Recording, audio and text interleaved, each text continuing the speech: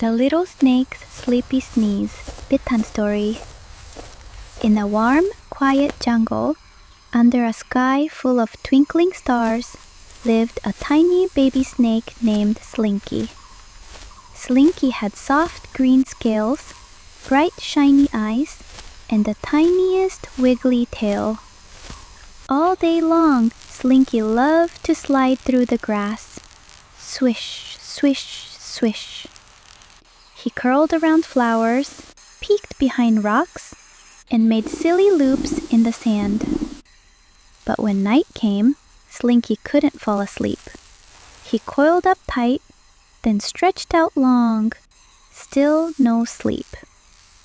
"I'm not sleepy yet," he whispered softly. Just then, a fluffy dandelion seed floated by. It tickled his tiny nose. Slinky blinked. Then, "Ah!" he wiggled. "Ah!" His eyes squeezed shut. Choo! A tiny sneeze popped out. The dandelion puff flew away. Slinky looked surprised, then giggled softly. Soon, another little seed floated near.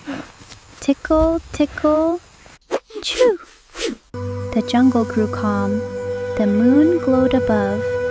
His giggles became softer. His little body relaxed.